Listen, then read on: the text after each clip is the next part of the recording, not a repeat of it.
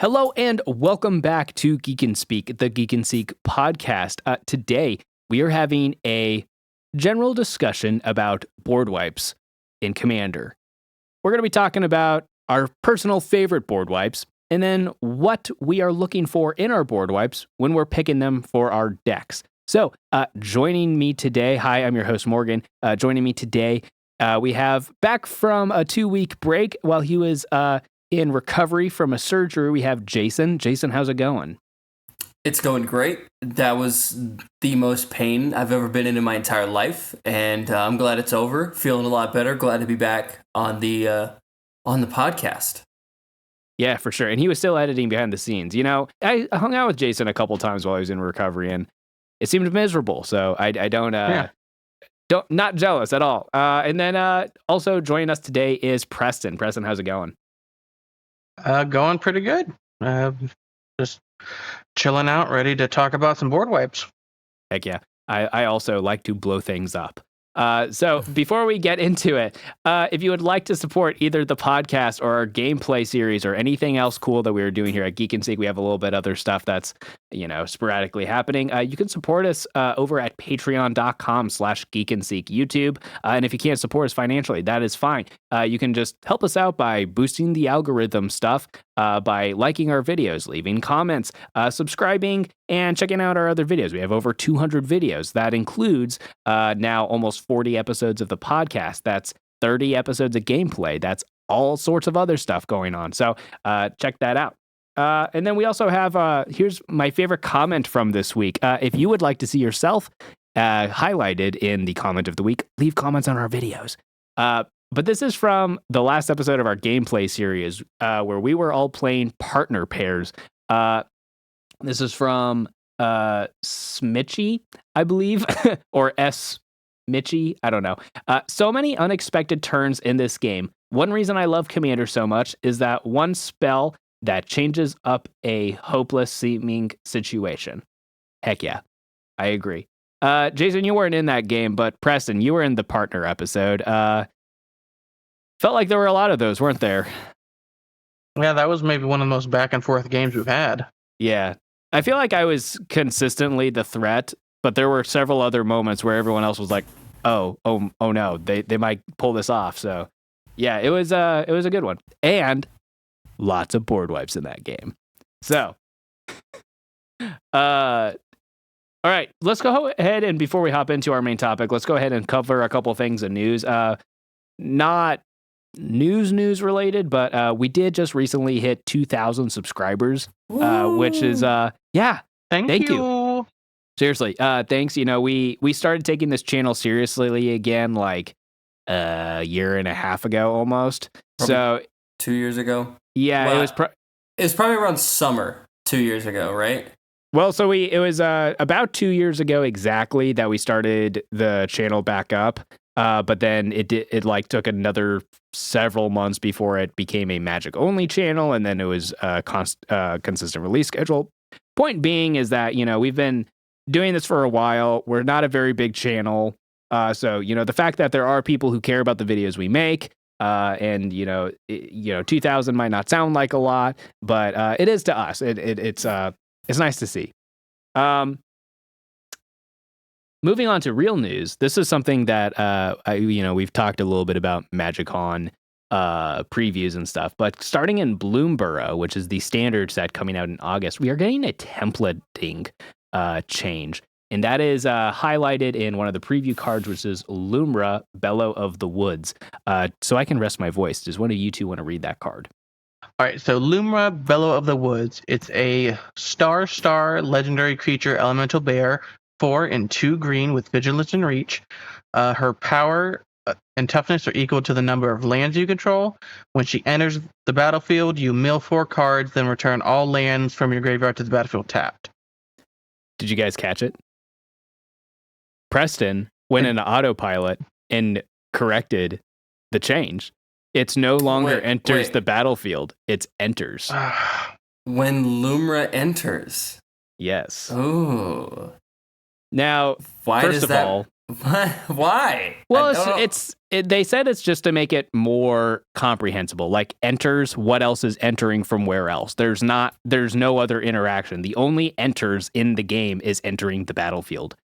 So it's just to simplify things.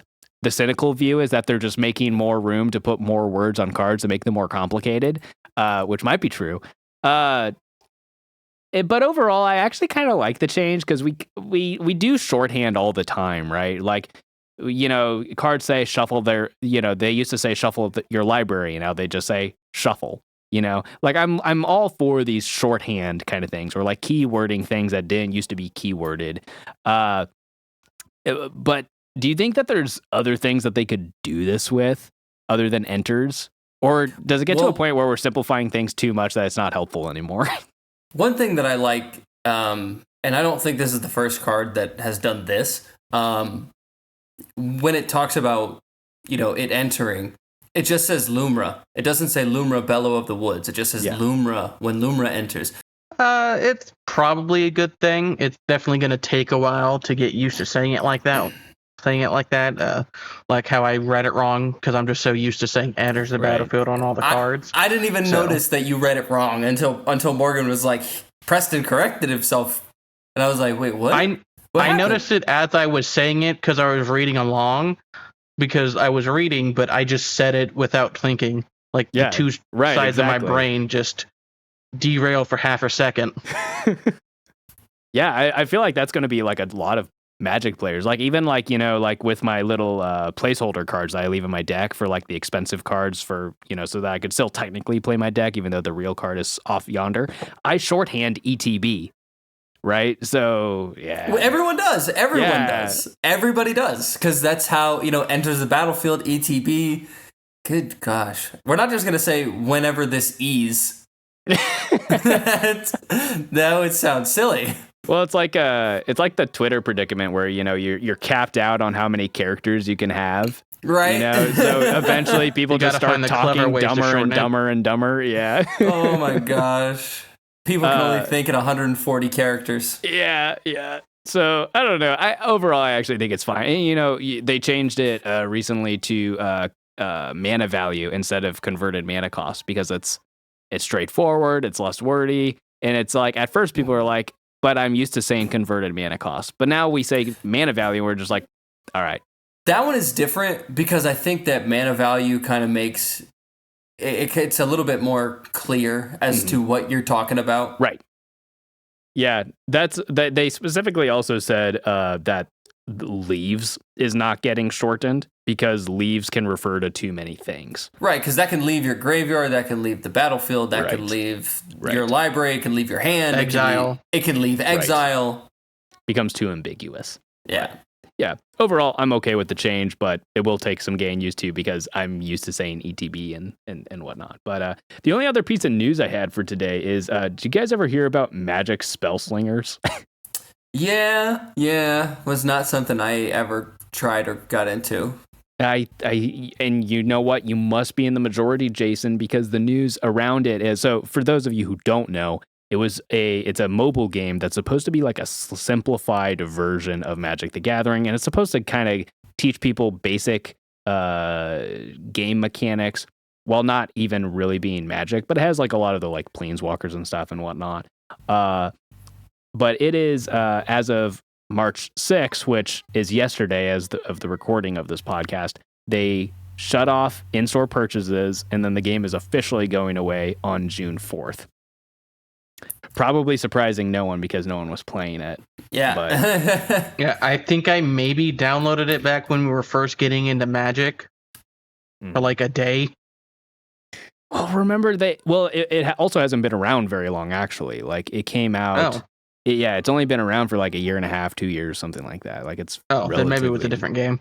Well, there was a game, Preston, that I don't know if you remember it, but it was a mobile game that was Magic, and it kind of played like a I don't even know. Like you would cast your spells and they'd walk across the screen, right? And then but it really was quite separate from Magic. What is it? So the reason I bring this all up is Spell Slingers, whatever. Not many people played it, obviously, because otherwise it wouldn't be going away. the thing I want to propose to you guys as a discussion is, why the heck can Magic not make a good game? Because we already have a good game. Why do they need to make a new game? Well, yeah, but like, think about like the potential of like a good video game. Like, that's like saying like, why does Warhammer need a good video game when they have an awesome tabletop game? Like, maybe that's technically true, but there are so many Warhammer video games too, several of which are good. Here's what I think you would need to do. If you're going to get a Magic the Gathering video game going, you would need to get Bethesda involved and turn it into an RPG. I mean, that would be pretty cool. Where you make your own planeswalker. And I don't know how the spells would work. Well, I mean, you got like magic and stuff in like Skyrim and whatnot. Maybe it would work. Yeah, but like I mean, that. how does a cyclonic rift work in an RPG game? You see what I'm saying? Yeah. You send all enemies 100 feet into the air. That still awesome. Doesn't make sense based on what cyclonic rift does. Like, because then they're just gonna fall, and then it's like now you're back to where you were just 2 seconds ago. Yeah, it gives you time. Probably with a lot less health. Yeah, I have no idea. I have thought about that before, because there was another game that Wizards made where it was like an MMO, kind of like World of Warcraft, and it only existed for like a year. It was like called like Magic Legends or something, and it was kind of like that, because like so many of the Magic card mechanics don't translate to other game spaces. So maybe that's the main problem.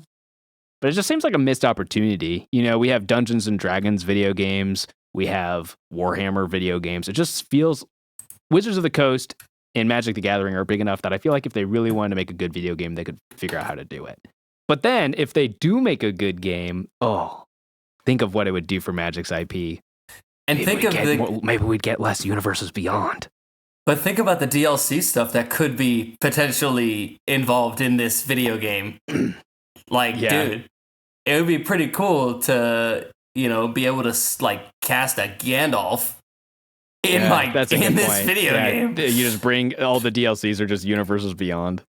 Shoot. All right, let's go ahead and hop into our main topic. So today we are talking about board wipes. So the main thing we're going to be doing today is we're going to be looking at the Wrath theme on EDHRec, just looking at a lot of the most played cards, see what board wipes people are playing a lot. And then we'll also, if after we go through that list, or a good chunk of it, I don't think we'll have time for all of it. Once we get through a good chunk of it, we'll kind of reassess and be like, hey, what are some of your favorite board wipes we didn't talk about? But before we get into that list, what do you guys look for in your board wipes in your deck construction? Like, how do you choose what a good board wipe is? How many board wipes are you going to put in your deck? Blah, blah, blah. The main thing that I look at when I'm considering a board wipe to put in a deck is the mana cost of that board wipe and versus the mana curve of my deck. There are certain board wipes that are going to go in any deck that I can possibly put them in if it has the colors. Cyclonic Rift is a good example of this. I'm going to put Cyclonic Rift in every single deck that has blue because it's the best board wipe in the color, and there's no argument about that. It's the best one. Depending on the strategy that I'm going with the deck or the overall mana curve of the deck, I sometimes make distinctions between what I want to put in and what I don't want to put in, and sometimes both will go into a deck. I'll give you an example. I don't put Toxic Deluge in every deck, but the decks that don't have Toxic Deluge in them, they probably have the Meat Hook Massacre in them. And then vice versa there. There are two board wipes that do very similar things, giving creatures minus counters. But one's an enchantment that stays on the battlefield and has further use after you play it. And then one is just, it only costs 3 mana and some life. So, they're interchangeable. If I don't want to put one in a deck, I use the other. I think it's important to emphasize our definition of board wipe. So board wipe, we are just using it as anything that is getting rid of a mass of cards from the battlefield. Plain and simple. So like Psych Rift is, you're not like blowing those things up. You're just getting them off the field for a turn or two. We're going to count that as a board wipe. Then we're also putting like destroys and exile, putting them in the same bucket and all that. You know what it should be called now that I think about it? I think that it should be called board removal. Maybe instead of board wipe. Or like mass removal. People say that. Yes, something like that, mass removal. Like, because, you might not be destroying something or exiling something, but you're getting rid of a lot of things. Right. Like, there's other cards that do that, that just get rid of a lot of stuff. Mass clearing. That way it doesn't seem so deadly. Something like that. Yeah, what about you, Preston? What do you look for in your board wipes when you're building your decks, and then how many are you usually going to throw in your deck? So I probably, at this point, I go a little heavier on the board wipes because I like having a little bit of everything. I like having the more expensive ones that give more options, hit more things, really clear the board. And I like having some of the smaller ones that I can get out quicker to hit maybe more specific permanents or like not hit everything. I like having a healthy balance of the two to use at different points in the game. Mm-hmm. Yeah, I'm at the point where like a creature heavy deck, I'm running like 3 or 4 board wipes, and then a creature light deck, I'm running like 5 or 6. I don't know if that's correct, because something I have found in the last few months since I've come to that philosophy is I feel like our games take a long time. And there's a lot of reasons our games take a long time, but I think part of that is because we see so many board wipes. Like when it's like, okay, board wipe, and then someone's like, okay, I finally got a board, and then someone's like, oh, okay, board wipe. It just makes things take a long time. So I would like to play multiple games a night, so maybe fewer board wipes is the right option, but I think that because we all play with each other mainly, like I don't really play. I play Magic with my sister and my brother-in-law on occasion. But you guys are really the main people that I play Magic with, and I think that we've played Magic together for so long that we all know what each other like typically tries to do. Oh no, our play group is becoming inbred. And so, wait a minute, time out. No. We're metagaming each other. That's not what you said. So no, but it's okay, Jason. You just have some breathing problems. Yes to the metagaming. No to the first part. Oh my goodness. But I think that we all just, we all know that everybody in the play group has the ability in their deck, most likely, to just have a massive board state out of nowhere like that. We've all done it at certain points in our upkeep gameplays. I know for a fact we've all had turns where we started the turn with nothing, ended the turn with way more than nothing. And so I think because of that, everyone in our play group is trying to prepare for that, and we all want to be able to just clear the way for us to kind of reset, start over, and build up towards that win and knock the person who's ahead of everyone down a bit. So I think that's kind of why our games take a lot longer, is because we're all kind of preparing for, well, if Morgan gets a really big board state, I want to be able to take care of that. Same for Preston, Steven, myself, Tommy, whatever. I think that's especially true if we're playing against decks that we know. I feel like that's not always doable because, part of it's being content creators. We have new decks all the time. But, the decks that have stayed in our rotation or come out more often, people are like, if, Jason's playing that deck and he gets that one card, we're toast. Yeah, so Felice can build a board state probably faster than any other deck I have. Well, maybe Joyra, but that's because it's competitive. EDH. Yeah. I'm not counting that. That doesn't count. Yeah. But so I guess my only other thing I would add is that I'm with Preston. I like the more flexible board wipes. Jason's right that there is value in efficiency, right? Like stuff like Toxic Deluge is great because it's only 3 mana. And then I guess that probably is the best one as far as efficiency goes. But the problem is you're not always going to have. Yes, it's a good one. It goes in most of my black decks, right? The problem is I you're not always going to have the life, right? You might get down to where you're like, all right, I really need to get a board wipe because I'm only at like 5 life and Steven has Ulamog. Top deck's Toxic Deluge and you're screwed. You know, you just lose the that game just happens. now. Yeah, like if it was any other board wipe, like maybe. But I will say that probably happens a lot less often than drawing into like a Decree of Pain and you don't have the mana available to cast it and do something else that's gonna, you know, because here's what we want to try to avoid. We want to try to avoid when it gets late in the game and we play a board wipe and then immediately do nothing. We want to avoid that because you want to be able to rebuild before your opponents do. Because a lot of the time you board wipe and then everyone gets to rebuild before you. That, but also we don't want the games to drag on. You know, if you're going to board wipe, have something to do as a follow-up to the board wipe that's going to get you closer to winning the game. That way the game is closer to ending so we can get to another game. So I do sometimes hold board wipes in hand because I just want the game to end. I'm pretty sure we've all done that. Where we look at our hand like, I could do this, but nah, I'm good. Good game. Yeah. I have never done that. That's because you're a greedy little boy, Preston. Preston's like, my likelihood. Preston's like, my likelihood of winning this game is basically 0.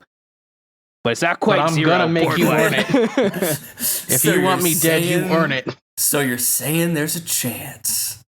But yeah, I really like the flexible board wipes that can go into your theme. Like my Osgear the Reconstructor deck that I played on the Artifact episode of Upkeep. A couple of the board wipes. I don't have too many board wipes in that deck, only like 3 or so. But I have like Austere Command because it's that's actually, I'll spoil this now. That's my favorite board wipe of all time because it's so flexible. Yes, I know it's 6 mana. Yes, I know it's Destroy, not Exile. But Austere Command is my favorite because it's so flexible to the point where it can go in a lot of decks and hurt your opponents way more than it's going to hurt you.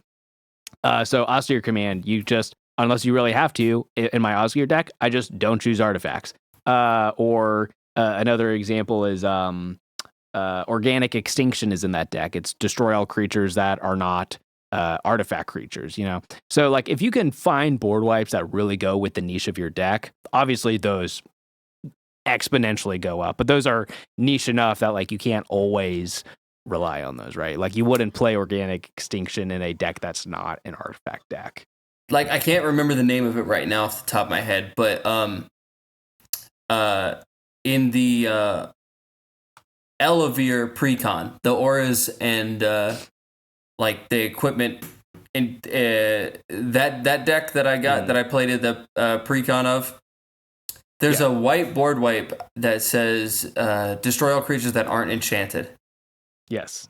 There's actually a couple board wipes that have that vaguely that text on them. Something like that, you know, really specific stuff like that is great because now, you know, you kind of get that Cyclonic Rift effect or basically any overload effect.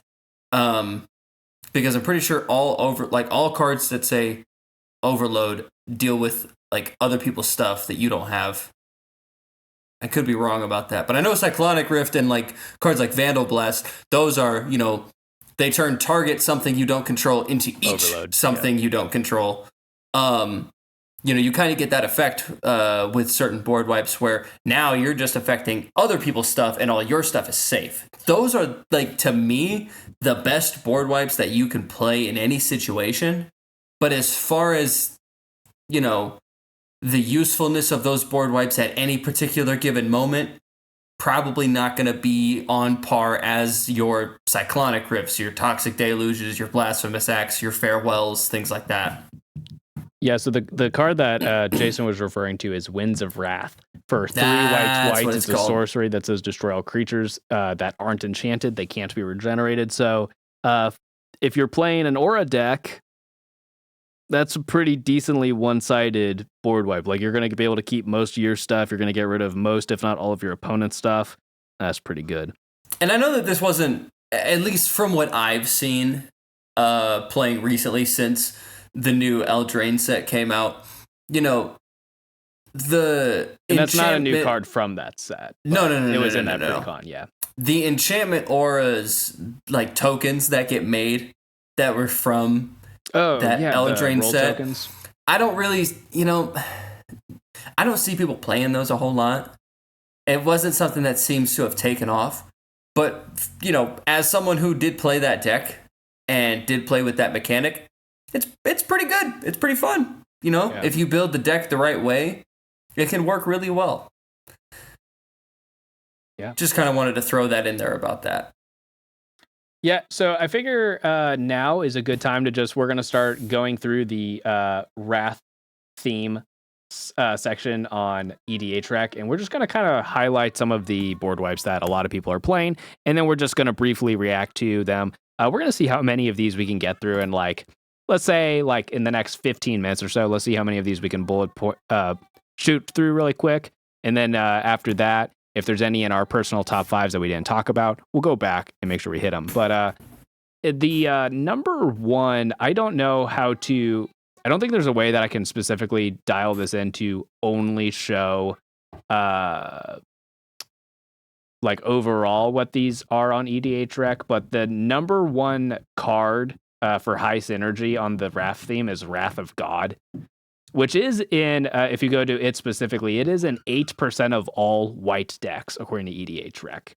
So Wrath of God is for 2 white. Sorcery, destroy all creatures that can't be regenerated. Why are so many people playing this card? You got me. Is it just the efficiency? Is it that people just have them lying around? It's cheap. It's not super expensive for what it does. It gives you a little bonus on the original version by having that can't be regenerated. It's just there's a million copies of it lying around in people's collections probably. So I think that all of those add to it being so commonly played, even though there are much better options at this point.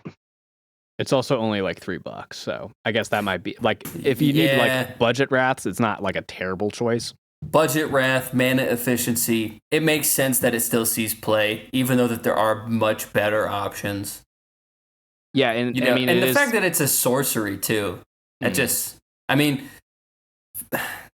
Cyclonic Rift is probably the best instant board wipe, right? Yes. I would say so. It's hard to kind of beat that. But yeah, especially in white too. White does board wipes better than any other color. So similarly is Day of Judgment for 2 white sorcery that says destroy all creatures. But this time they can be regenerated. Ooh. This is in number 2% of all white decks. It's just objectively worse than Wrath of God, since regeneration doesn't come up that often, but when it does, you would rather have Wrath of God than Day of Judgment. Yeah. And also Wrath of God, I meant to say this is it's fine. It's 4 mana, get rid of most things that you need to get rid of. However, it's how you only run so many board wipes in your deck, and then you're going to pick the ones that work well with your theme, then you're going to pick the couple that are your favorite, and then you probably don't have any slots left. So then it's why would you choose Wrath of God? I think, personally, the best board wipe in white is probably Farewell. Yeah. And that is in 13% of decks that it could go into, which is kind of nuts to me. That doesn't seem like it. That doesn't seem like enough. So yeah, let's spend some time talking about Farewell since you bring it up. Farewell, I believe, was number 2 on my top 5. It has a lot of the same flexibility that I like what I said of Austere Command. The reason I don't like it as much is because it's exile. And so, for instance, in my Austere deck, or my Osgir deck, if I have to blow up artifacts because my opponents have too many scary artifacts, well, Osgir is really good at bringing them back from the graveyard, so the destroy isn't so bad.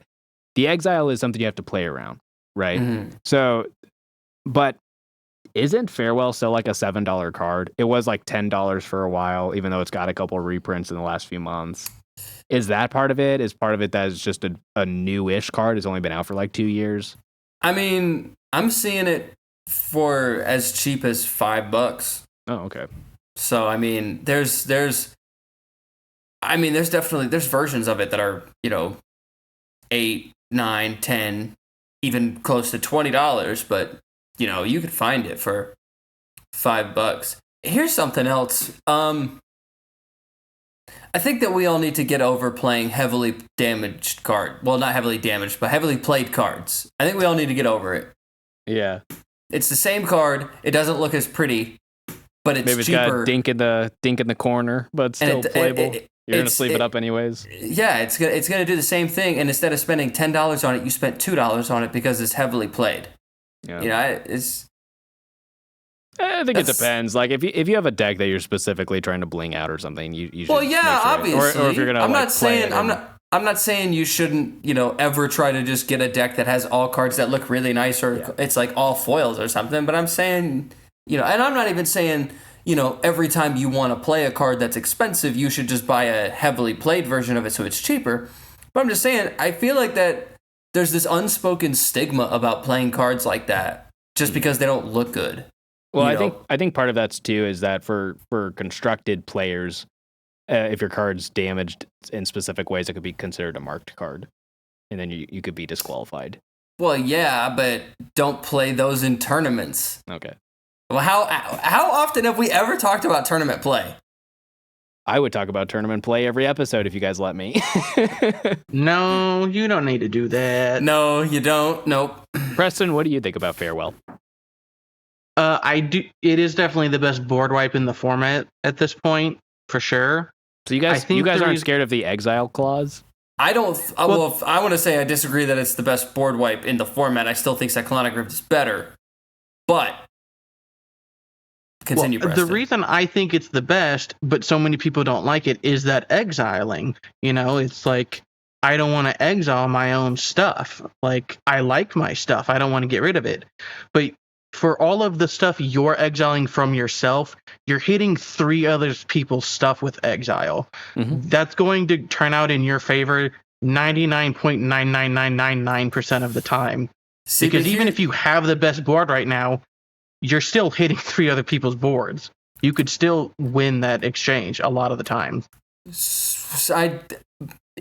But you just explained to me why Cyclonic Rift is the better board wipe, because you said that Farewell is going to be beneficial to you versus your opponents 99.999% of the time. Cyclonic Rift is going to benefit you more than your opponents 100% of the time. It will 100% of the time do more damage to your opponents than it will you, because it does literally nothing to you.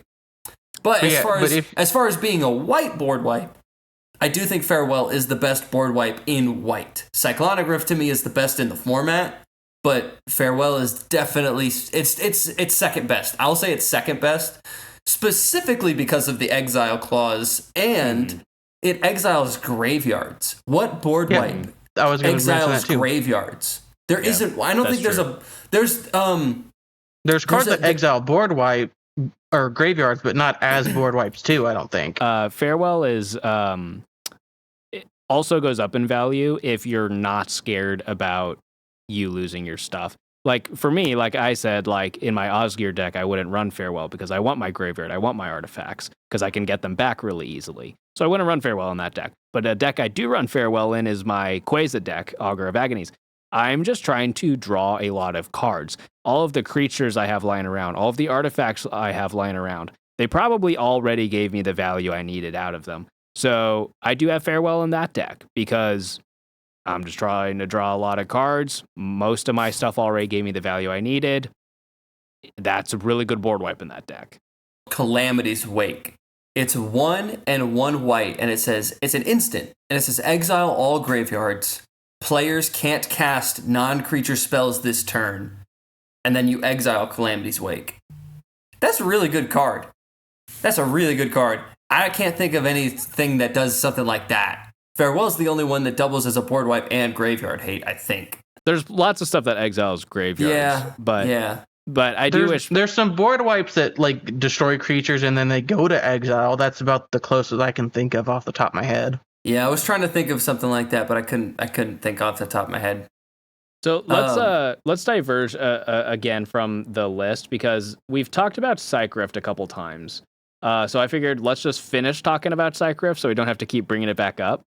I will say that this about Psychrift. I think I had it as number 4 on my list. Psychrift, the ceiling is incredibly high. The ceiling of Psychrift is the end step before your turn, you cast it, and then everyone's defenseless, you have a decent board, you win the game. That's the ceiling of Psychrift, right? And that ceiling is way higher than most, if not any other board wipe. Right. The problem is that the floor is relatively low. Because the problem is a lot of the times when you're kicking off a board wipe, but because in that first analogy, Psychrift is your finisher. It's not a board wipe. It's your finisher. It's the win the game card. Yeah. Whereas the floor of Psychrift is that it's just a board wipe. And that if it's just a board wipe, it's not that good because you're just kicking it off to keep yourself from dying. And in that case, sometimes you're just delaying the inevitable. Like maybe you don't even have a way to scrape a win out of that game. And then your opponents are just going to be able to replay most, if not all, the things that you bounced. So, and then think about all the enter the battlefield effects that we have in Magic. Like your opponents are going to get insane value if they get to replay those spells. So I will say, if you're playing Psychrift as your finisher, as your way of like, I'm good, I'm going to try to win the game here, or at least knock 1 or 2 people out of the game here, then sure, like Psychrift's incredible. But if you're just playing it fairly as like a normal board wipe, right? Like I just need to clear the board because otherwise I'm going to die. It goes down in value. It retains some value because it's instant speed, so you can wait and see how your opponents are going to attack. Like if your opponent has a lethal board, but they choose to go after one of your other opponents instead of you, just leave the mana up, so the instant speed really comes in clutch there. But yeah, I just thought that the downside of Psychrift was worth mentioning. The one thing I'll say technically, the floor of Psychrift is 2 mana, you bounce 1 thing. That's the actual floor of Psychrift. Okay, yeah, you got me there. Which isn't bad. I have 100% single target cast a Psychrift. Like I'm pretty sure everyone who's played Psychrift has done that at least once. And if you've never done that, if you're sitting there with a Cyclonic Rift in your hand and you have the mana to play it just as a single target spell, and you let one thing hit you that you really shouldn't have let hit you, but you wanted to save that Cyclonic Rift so you could overload it, you misplayed Cyclonic Rift. I hate to tell you, but you misplayed. If you can hit a scary token with it, yeah, that's honestly, that's funny. Honestly, like if you make like a token copy of a Blightsteel Colossus, bounce that bad boy back to their hand. Yeah. But another thing I was gonna say about that was returning stuff to your opponent's hands.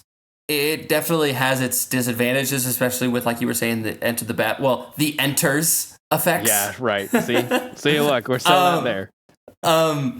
But I think that a majority of the time when you're casting Cyclonic Rift, even if you don't cast it on the end step before your turn, you're still putting players in a position where they have to choose what's the most important cards that they can have because they're probably going to have to discard. Yeah. That's true. I think it depends on the deck, right? Like if they have a lot of low mana value, or if they have a lot of ramp, or like they're the Simic pile and they're just going to be able to vomit everything again. So it depends on the deck. Or if they have a fair amount of like, if it's like an artifact deck, there's plenty of artifacts out there that say you have no maximum hand size. There's plenty of spells out there that say do this, you have no maximum hand size the rest of the game. Reliquary Tower exists, so yeah. Yeah, I wanted to say that, like, while I do think Pharrell personally is a little better, they're 1 and 2 and they are breakneck in my opinion. 100%. I like Pharrell just a little bit more, but they are very interchangeable as which to be the best, arguably. I could agree with that. All right. So we spent some time talking about Wrath of God and Day of Judgment. I wanted to knock out these other 2 very popular 4-mana board wipes that are quite comparable. One of them being Supreme Verdict for 1 white, blue. It's a sorcery that says it can't be countered, destroy all creatures. So it's a Day of Judgment, but it can't be countered. It is harder to cast, right? Like the mana cost is a little iffy. What do you guys think about this one? This is in 15% of all decks it could be played in. It can't go in every deck. Right. Obviously, has to have white and blue. Right. You can't just put it in a mono white or a mono blue deck, but I think that it's good, and it's efficient. And I think that it should be in more decks that are those colors or have those colors.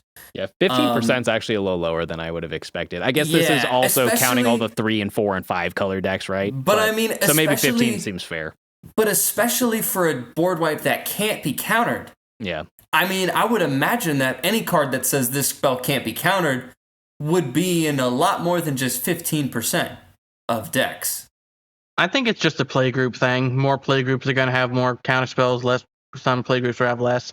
I think that's the main thing that's going to determine if you are willing to run this. That's fair. That's fair because, if you're in a playgroup where people don't run a lot of counter spells, then maybe that, this spell can't be countered doesn't mean that much to you. But it's still only 4 mana. So I feel like the efficiency still kind of speaks for itself. And it's like, even if you don't have to worry about it being countered or not, it's still a 4 mana board wipe.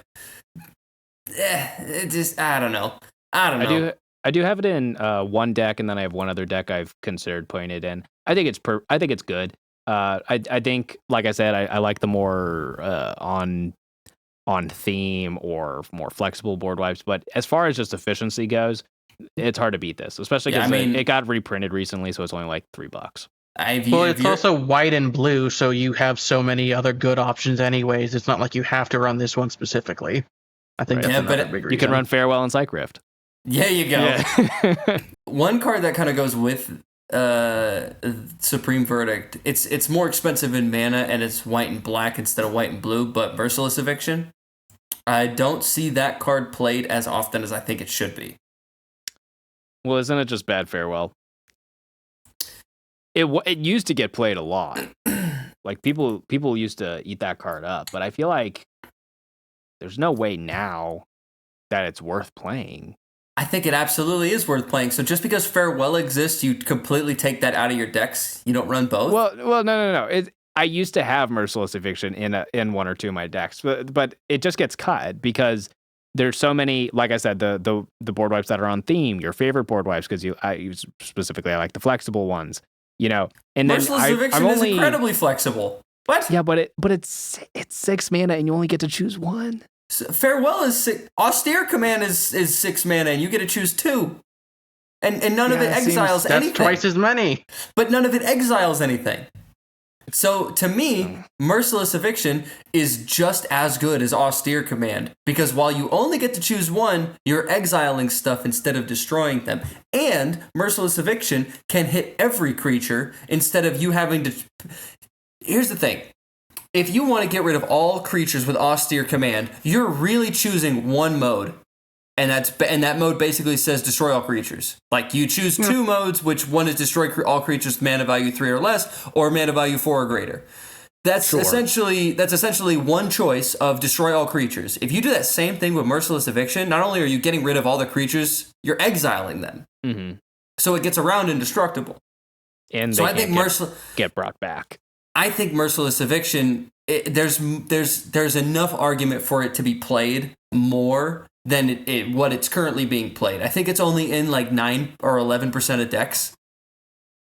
And I just think that should be higher. It's good enough to me.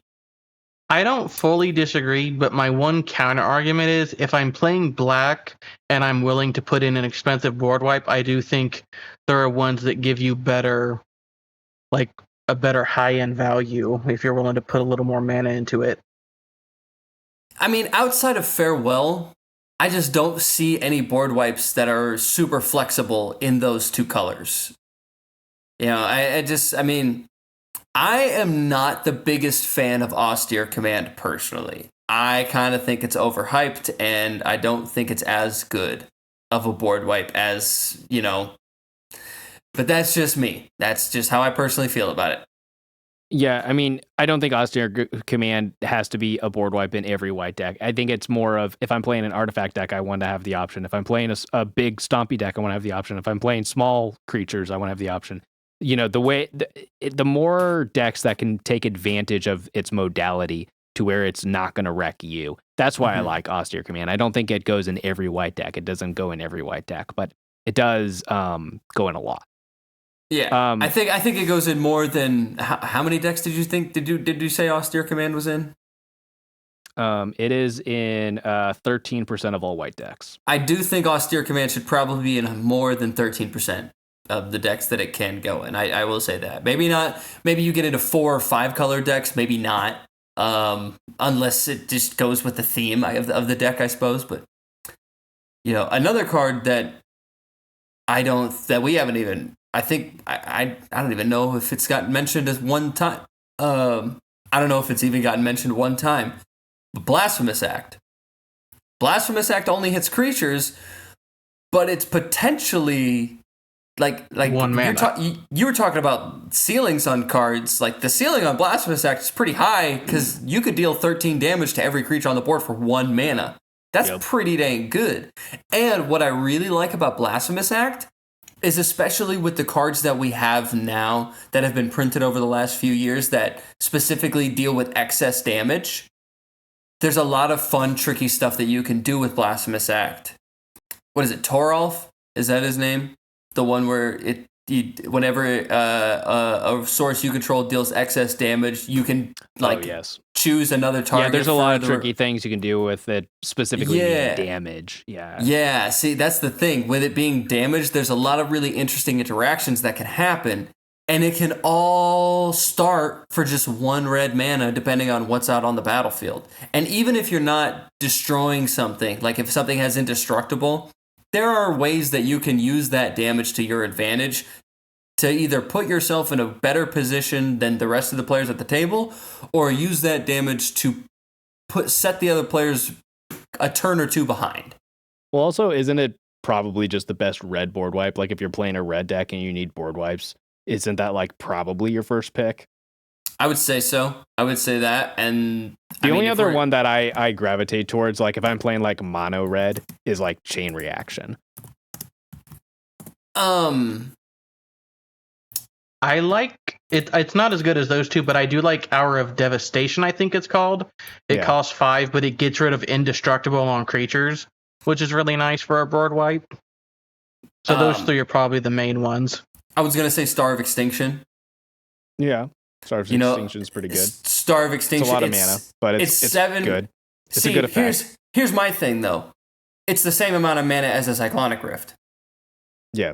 Overloaded, I mean. It's the same amount of mana as an overloaded Cyclonic Rift. And 20 damage to each creature is probably going to kill every creature on the battlefield. Probably. And, even if not... See, and here's the thing with damage...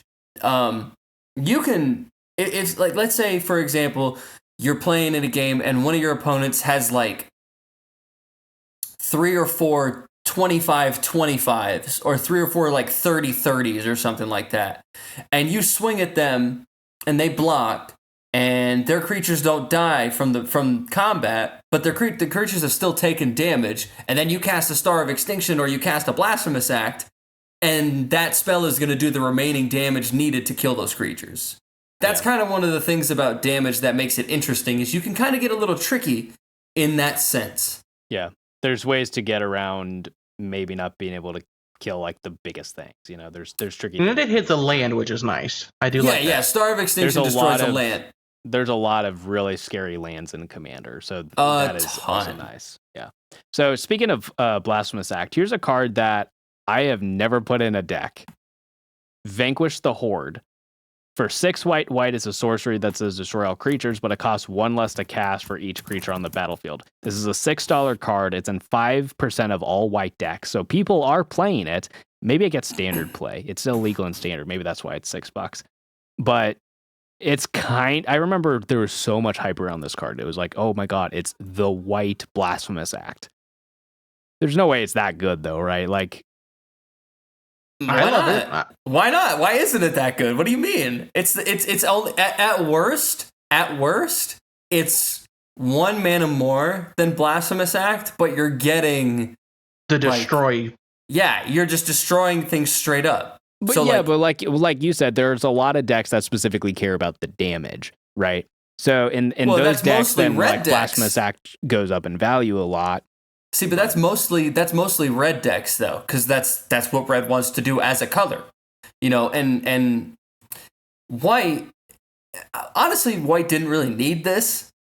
And I think that's kind of why it doesn't see a whole lot of play, is because the people who play white, most of the time, they see this and they're like, it's good, but my deck works already with the board wipes that it has, so I don't really think I need to cut anything or change anything. Mm-hmm. But I do think that this card, I remember when this card got released in, was it Midnight Hunt or Crimson Vow? Is this Midnight Hunt. I was like, man, I'm going to see this card everywhere. And you're right, I don't see it anywhere. Yeah. I think people should play it a little more. I don't think it belongs in every white deck, but if you're a deck that pumps out a ton of creatures, you should probably run this as one of your board wipes. Yeah. See, but maybe that's a reason why white decks don't run it, because a lot of white decks that I see are kind of creature based. They're creature heavy. They're token decks, something that deals with having a lot of creatures on the board. A lot of mono white decks I see are go wide, get as many creatures onto the battlefield and swing out. Yeah. So maybe that's why you don't run it. Maybe because it's going to destroy all your creatures, and now all your hard work is kind of gone down the tubes. Well, right. And but if I you're actually in think the that's go a good wide, reason to run it. Like, I run it in my token deck because I'm going to make it 2 mana every time, but someone else might have scarier creatures than I do. I have more creatures than they do most of the time, but theirs might be scarier, so I can board wipe and almost immediately start rebuilding my board. And I think a lot of people should start thinking about that. I think that's fair, because, I did say earlier that my Felice deck can build a board state pretty quickly, and that's a lot of creature tokens. So, I see your point. I kind of wonder if maybe that's even more of an argument to not play Vanquish the Horde, because if you're playing one of those go wide decks, there's already other good board wipes. I think it's called Hour of Reckoning. It's like 7 mana, but it has Convoke, or there's Austere Command, right? You can choose the modes to keep your small creatures. There's a card called Dusk to Dawn. I believe the first mode of that is a board wipe that gets rid of big creatures.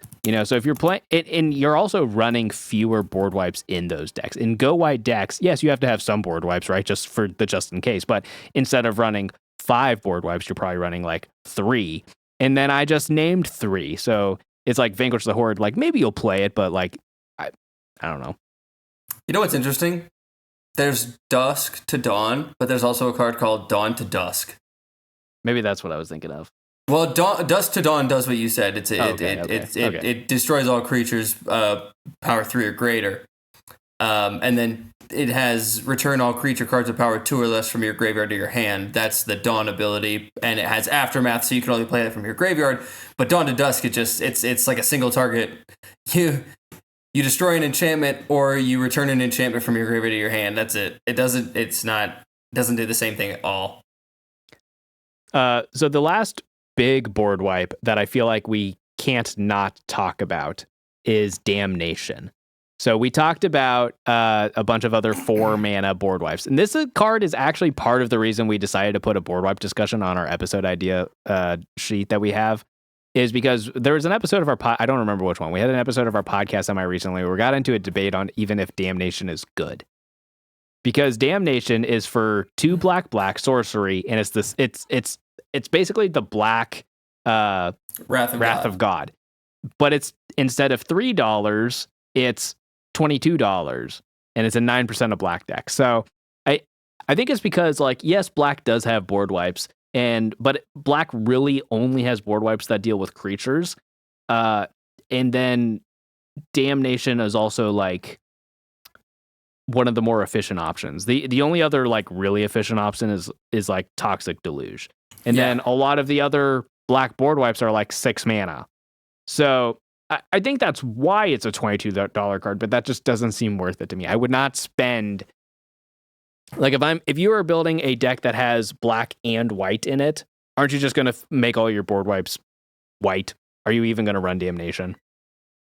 Yeah, I don't see, if you're in an Orzhov deck, black white, there's almost no reason to run Damnation. There's really not. What do you think about Damnation, Preston? If you're playing mono black or black green, it's one of your best options. maybe your best option. Well, no, if you're playing green, you have enough mana to do the good black big ones. But if you're playing mono black, I do think it is somewhat worth a higher price tag. Maybe not that much, but it is a much better black board wipe than it is the white board wipe counterpart. To me, if I'm in a mono black deck, I would rather run Toxic Deluge, Meat Hook Massacre. Well, I guess Meat Hook Massacre is pretty expensive too. It will be if you need to get rid of big stuff, yeah. I mean, you said Damnation's like $20. Meat Hook Massacre, Meat Hook Massacre is like $35 or something. Yeah, ridiculous. It's expensive.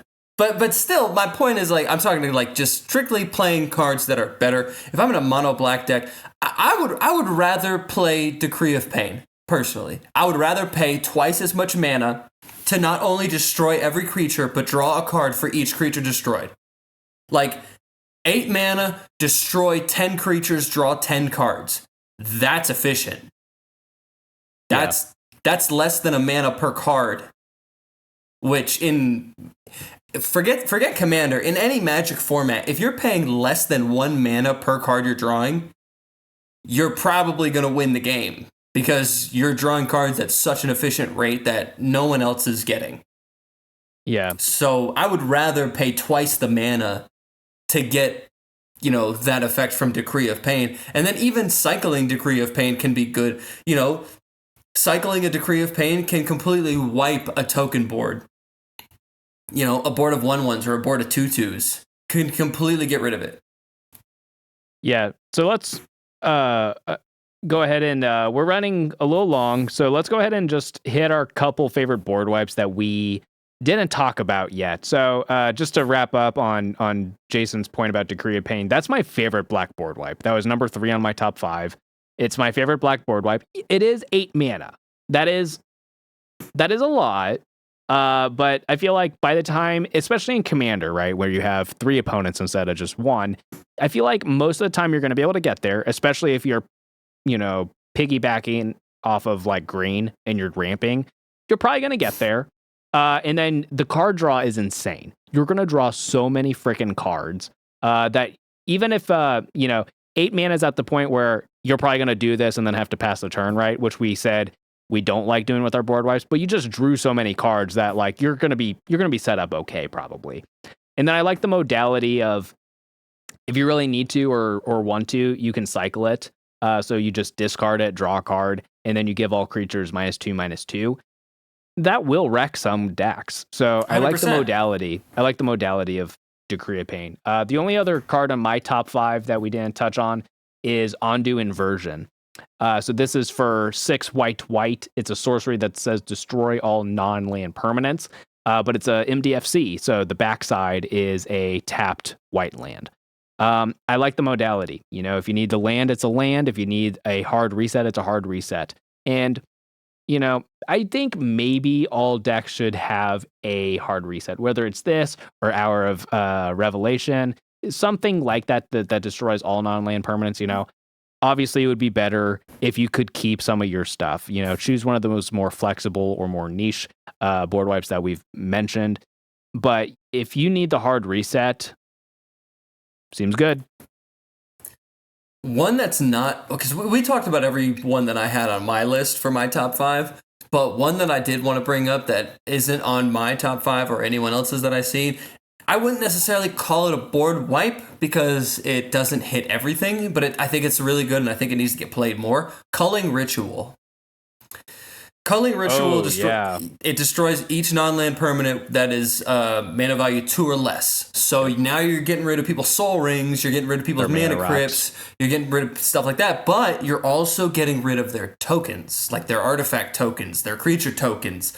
Now, if somebody has a bunch of treasure tokens, that kind of sucks because they can just sack their treasures and then you don't get the mana for that. But I mean, imagine somebody has 10 1/1s on the battlefield.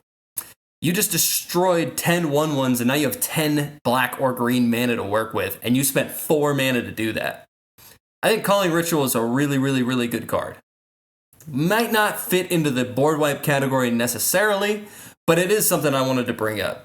It is pretty niche. It doesn't hit that many things, but like the ceiling is incredibly high, especially because it's giving you the mana back. Mm-hmm. So, yeah. Even if you destroy 4 things, you just destroyed 4 things for free. Yeah, essentially. I think yeah. in Now you early can use that Commander, for something else. in early Commander, that card would have been dog water, but nowadays there are so many amazing token decks that's definitely And definitely counts as honestly, an actual board wipe at this point. Yeah. honestly, there's a lot of incidental token making happening because I mean, think about it like Every third card gives you a treasure that's printed. or a food token. You know what I mean? Like there's a couple different Academy like- manufacturer exists. like there's a couple different ramp spells that now say, you know, search your library for a land, put it onto the battlefield, or put it into your hand, make a food token. There's a couple of those that say that. So, you know, just kind of that, like you said, Preston, now with the state of Magic and all the tokens that we're able to make now, I think Culling Ritual is definitely a good card that people should play more. I like it. Preston, any cards you wanted to hit up in these last couple minutes? Yeah, so I actually had a couple here that we didn't get to. Actually, all 5 of mine we didn't get to on the other ones technically. Well, did we mention Fell the Mighty earlier? We did not. Okay, well, I so think it was implied, but we didn't specifically talk about it. Yeah, so it's 4 and a white. You destroy all creatures with power greater than target creature's power.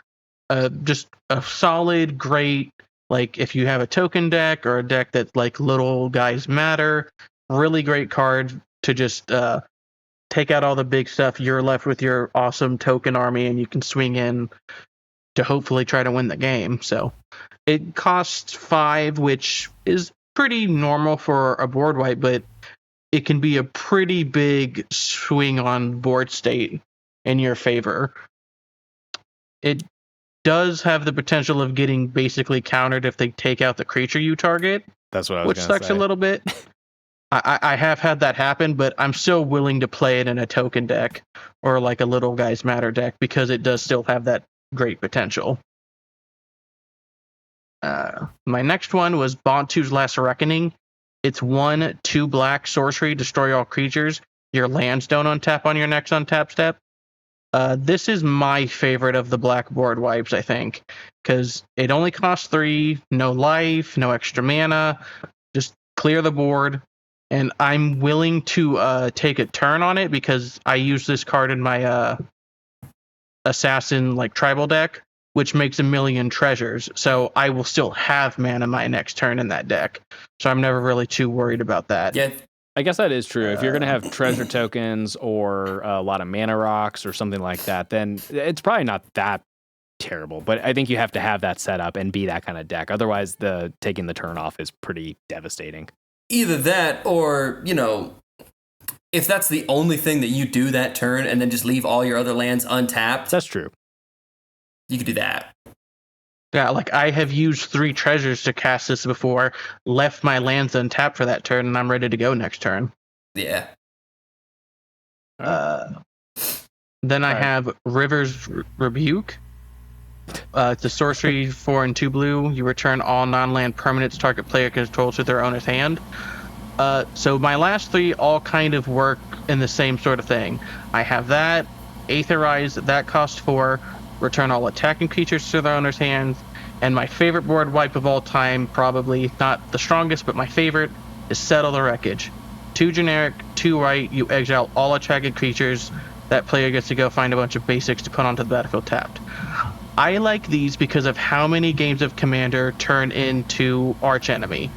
Like, so many games of Commander, one person's the threat, it's not even a question, and like, if you do a normal board wipe, you might accidentally piss off the people you're trying to work with to take them down because, yeah, their board is scarier, but I still had a good board myself.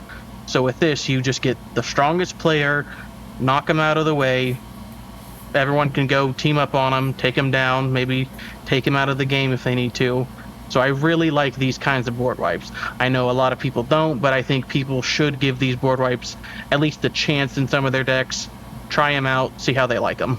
I've played Reverse Rebuke in Mono Blue before.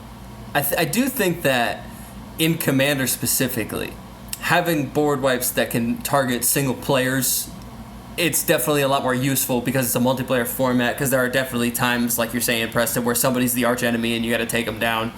So I definitely see that. And it's interesting to me, Preston, you're not, so much the politics guy, but Morgan is more of the politics guy.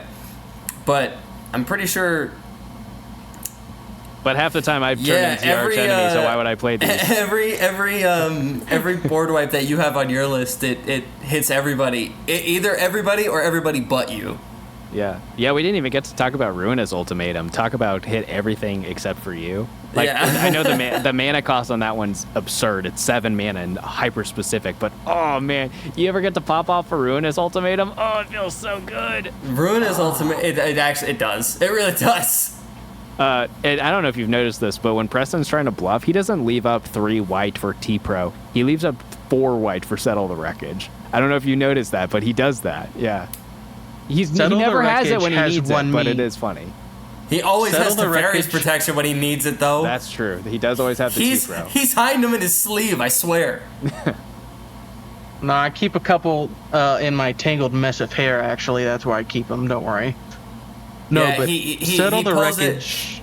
I do love Settle the Wreckage. He pulls the Teferi's Protection out of his hair, during the cuts. So in the gameplays, when you see the camera cut to the other player, that's when Preston's pulling that out. Yeah. Where did that come from? Yeah, but no. Settle the Wreckage has probably won me over 1,000 games on Arena. I love that board wipe so much. It's so good. It was such a nuisance when it was in Standard. It was such a good time. I do have it in my mono white Oketra, God Eternal Oketra deck. I do have it in that, but I haven't ever got to pop it off on Commander.